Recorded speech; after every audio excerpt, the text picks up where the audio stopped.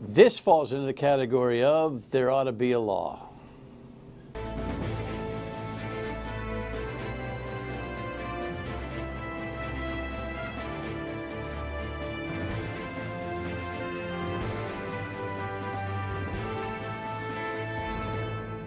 The Dan York State of Mind program is brought to you in part by Lookout Rhode Island and Takeo Comfort Solutions. I did again. Sorry. My guest is so revved up. She is ready to go on this one. And I'm not a big advocate of just throwing things into the hopper in the State House. You know, that old notion of there ought to be a law, the old adage. I'm not instinctively headed in that direction by default. But in this particular case, there ought to be a law. And interestingly enough, there has been kind of this hear no evil, see no evil news, lack of coverage, legislative kind of type of thing going on for the conversation that we're going to have. I just want to warn you, if the kids are in proximity of the television, I'm going to read some language in a proposed bill which is explicit, and it's coming up in a couple of minutes, so do whatever you have to do on that one. I'm guessing if you're watching on Fox Providence at midnight that the kids are tucked away, right? In the meantime, in Washington, the Attorney General testified in front of a House panel today, very strangely, a week in front of him actually releasing the Mueller report, and he struggled with this House committee. I do think it's important that the public have an opportunity to learn the results of the special counsel's work. And I said then that I would work diligently to make as much information public as I could and available to Congress as I could. Within a week, I will be in a position to release the report to the public, and then I will engage with the chairman of both judiciary committees about that report and about any further requests that they have. Bottom line, you're going to see a battle to the Supreme Court on this, because Congress wants an unredacted full report, and they want to pass a lot of that to America.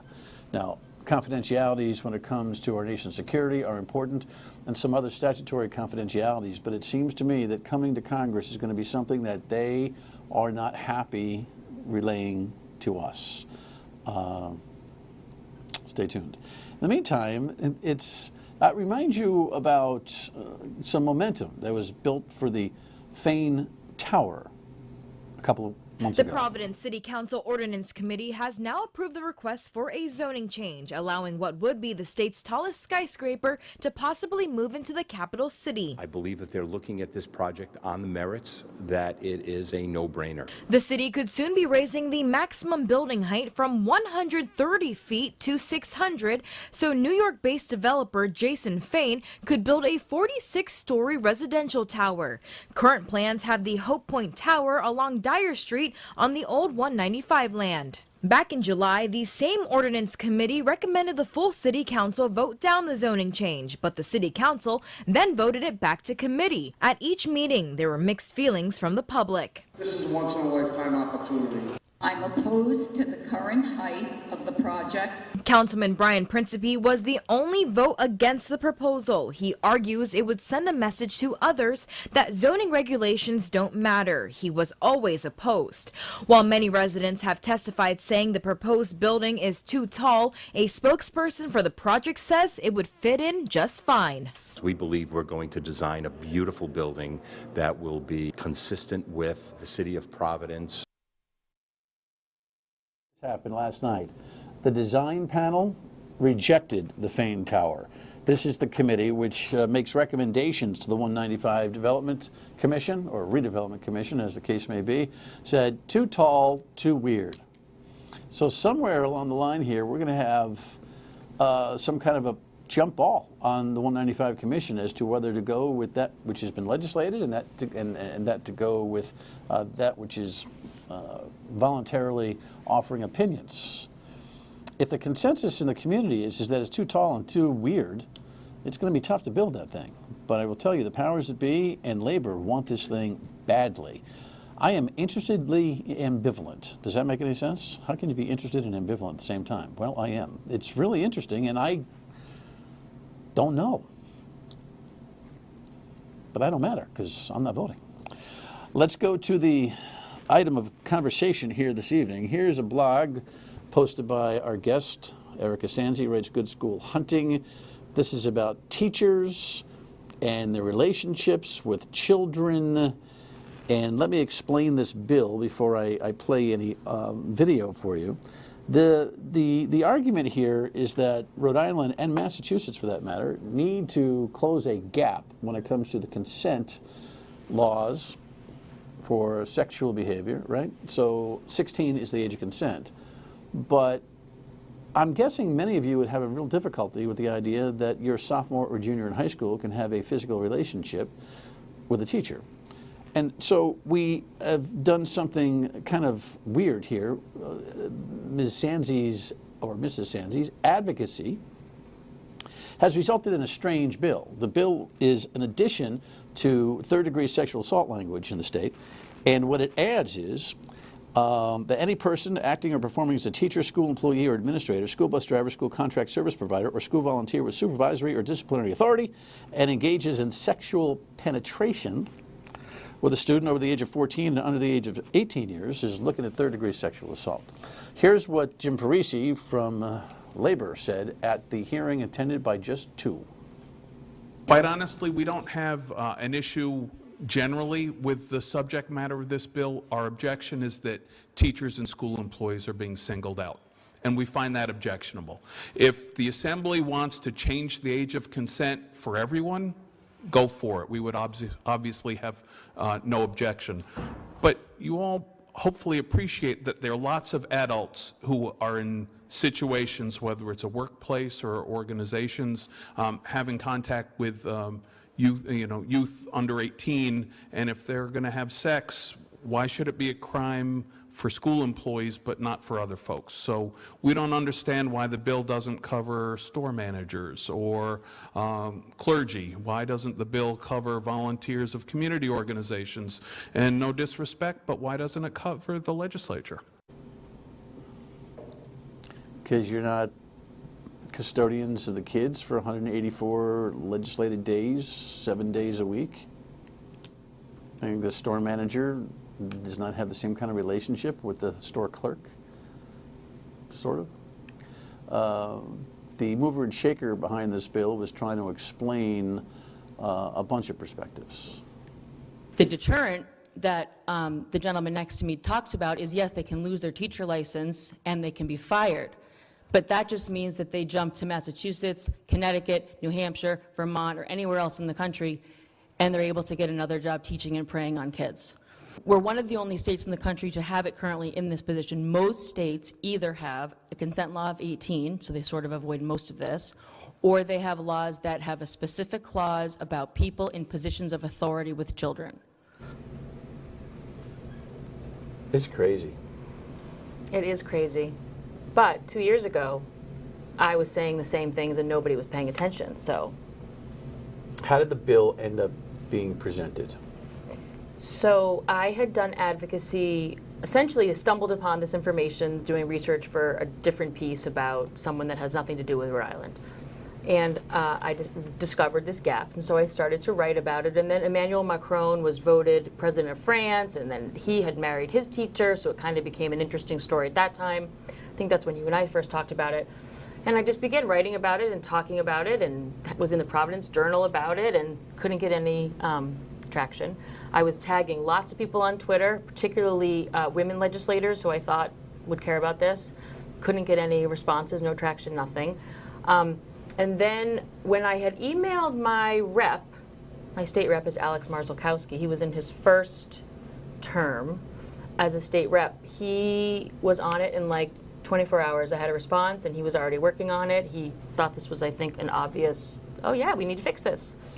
So he had a bill in last year, and interestingly, they're now arguing that the bill is too narrow. Well, last year the problem was that the bill was too broad.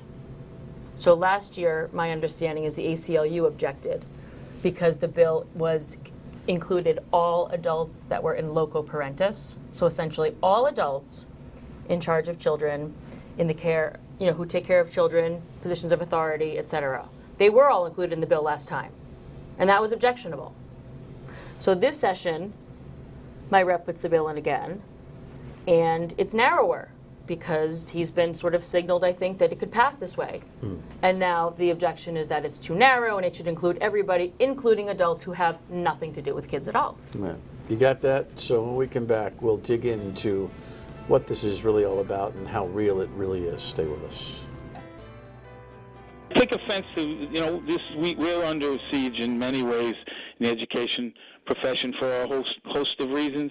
I just look at this as dumping on. We're not objecting to the language that she's proposing in the end of that bill. We're just opposed to it just being exclusively for teachers and school personnel.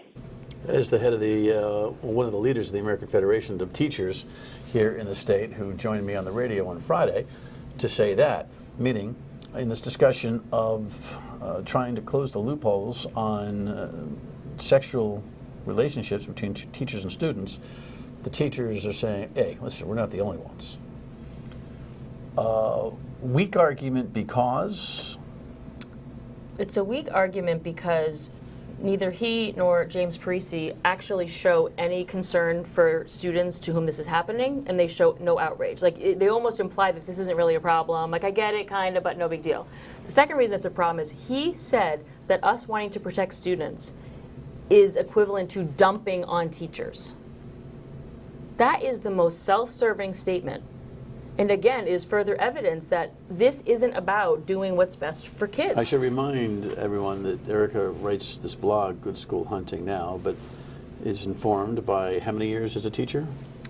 Let's see, I did 9 as a teacher, 2 as a dean of students, and 2 on a elected school committee, and was a member of teachers' unions in Massachusetts and California.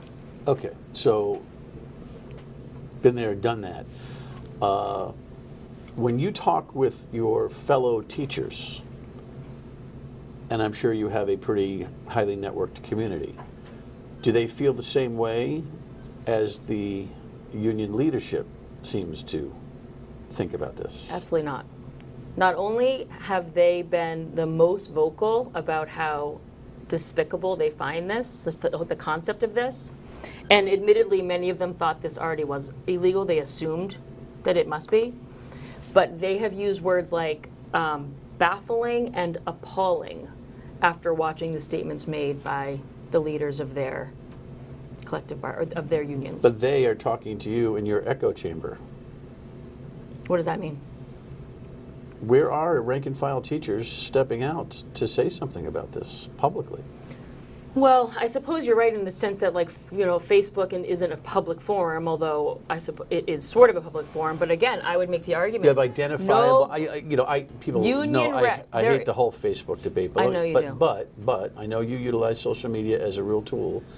Are these Jane Does or are these Mary Smiths that you can identify who are saying, yeah, I'm a teacher, and how many teachers have gone on whatever record you want to say is a record to say this is ridiculous, we need to have this legislation?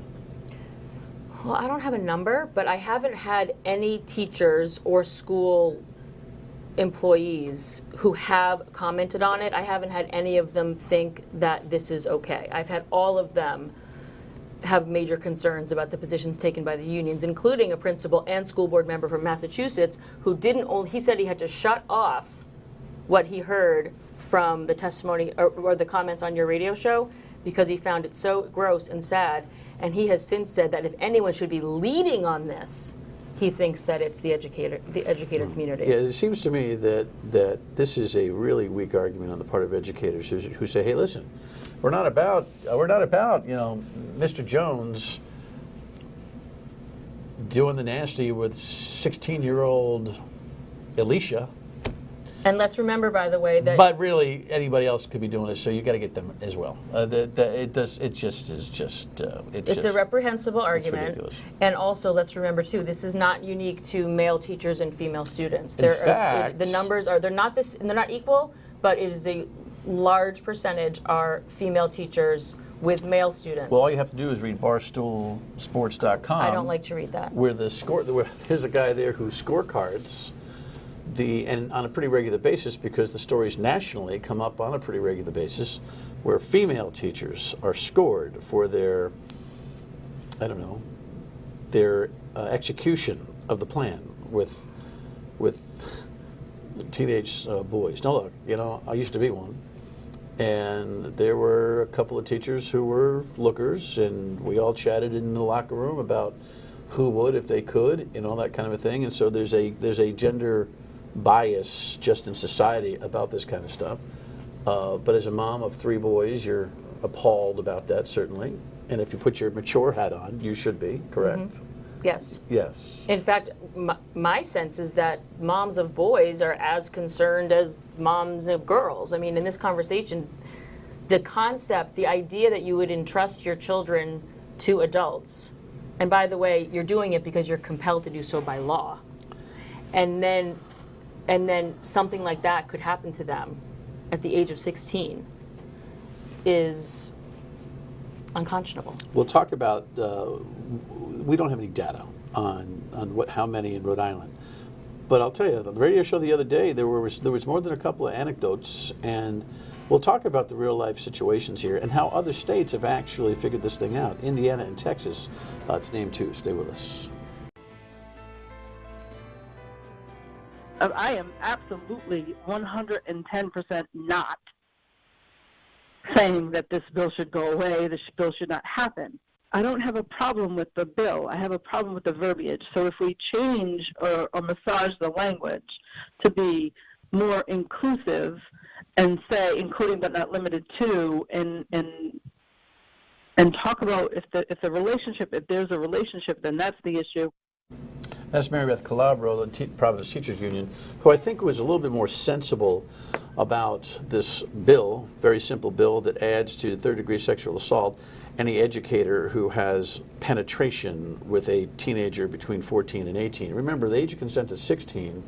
There's some weird ground between 14 and 16 on this, but it's freelance after 16 because, right? So, you know, a young student who's 14 and a half could have a crush on the teacher for a year and a half, and once, you know, the sweet 16 birthday happens, guess what? That relationship can be consummated. Up and through being a senior in high school, there are people I know who've told me some stories about how, you know, the senior and the teacher got together and spawned and the whole bit, and they attempted to live happily ever after. The consent laws being moved up to 18 present problems because then there'd be a line out the door at court every day for 19-year-olds having sex with 17-year-olds, right? So it seems pretty simple. Well, consent laws do often have close I mean, age. the solution seems Yes. pretty simple. 18, a lot of states just sort of they don't have to deal with this nearly as much because they have an age of 18. And there are close in age exemptions. I'm learning a lot about this. And the reason that there was an issue with 14 was if you had a custodian in the school building that was 18, then anyway, so the language gets tricky. But the point is that everybody should be shouting from the rooftops. It is not acceptable for people in positions of authority to be having sexual relations with the children in their care, even when they turn 16. Here's what Indiana does. A person who engages in sexual activity with a child over the age of 16 but under the age of 18 commits child seduction where the defendant is a guardian, adoptive parent, teacher or employee, mental health provider, law enforcement officer, or military recruiter. Okay.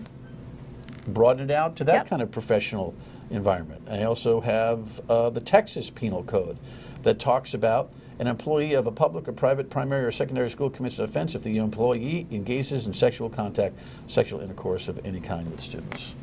That's how the thing ought to be rewritten. So go to your rep and have the thing rewritten. To just cut, paste, and post, right? So I'm hopeful that we can potentially do that. Since the union officials were clear about wanting broader language, I have reached out to them and asked if they would work with me to get some of this language passed that we see in some other states, and I have not had a response because I don't think they want this bill to go anywhere. The reality is I don't think they want to work together to make it better. Well, do you think they want to just let bygones be bygones, or do you think they want to protect teachers who have sex with their students? I think they want to protect teachers who do bad things to kids. Because I think that they don't want to give an inch. So to them, it's worth it to... Mary Beth Calabro would be offended by that. I don't think Mary Beth Calabro has the same opinion as those two gentlemen. Mary Beth Calabro showed that she is a human and that she cares about kids. And her reaction to this, I thought, was totally appropriate. So I don't put Mary Beth Calabro at all in the same category as I do the state union officials. In fact, I think that she would like to work with me or someone to get language more like Indiana, for example. But my sense, so I should just rephrase. The people I don't think want to work at all on this are James Parisi and Frank Flynn. The people who say, listen, most likely they'll be disciplined or fired. What's your problem? My problem is that all personnel records are confidential. So when my kid's teacher is fired for having sex with a student, I don't get to know about that. Nobody in my district gets to know about that.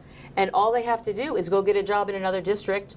If they don't lose their state license, they can go get a job in another district. And if they do lose their state license, they can go to any state they want and do the same thing. And that's what happens. I'm hearing stories of some districts who, once it was game on between teacher and student in high school, they just moved the teacher to middle school and took him out of the arena. Yeah, and sometimes when the person's behavior is really inappropriate at the high school level, they say, well, there's no issue at the elementary level, and so they bump into the elementary level. And you know what that also means that no one talks about? It means that the person that could have been so great with elementary kids just got bumped to the high school. So the kids lose the person that was fantastic, and they become the dumping ground for the person who couldn't handle themselves around older students. The press has not covered this at all. Why? That is a really good question, and I thank you because you have covered it pretty consistently, I would say, since 2017. I don't know. It's not like I haven't, kind of tagged them all about it. It's not like I haven't. Well, I take it back. Ian Donis from NPR, I think, did do in one of his roundups. I've gotten a little positive feedback from, but no, you're right. They haven't. It hasn't been an important enough story, I guess. But let's remember, school safety. This is school safety. Well, if it's guns, huge story. If it's, making the off-duty police officer take his weapon off of his ankle and put it in the trunk and take the ammunition out, just so he can go pick up his kid from school, that's a worthy conversation. But this, which is far more common than any gun violence in any school buildings, nobody wants to talk about it, including the people who've been the loudest about the Me Too movement. Because, again, students and minors, they don't fit into that agenda, apparently. So what we need to do is research how many of these we really have. The problem is all the records are confidential. All the records are confidential. Keep plowing away. Thanks. Good school hunting, and you're on Twitter. Just look her up. You'll find her. Final word when we come back. Local press coverage somewhat nil. I should say, though, that WPRI 12 and my esteemed producer, Nina Buffoni, put together a piece on this ridiculous story at 5:30 this evening. And the Drudge Report got over 100,000 hits just linking Erika's blog. But so far, crickets amongst the mainstream media, all of whom must have a philosophy that she looked 21. Good night.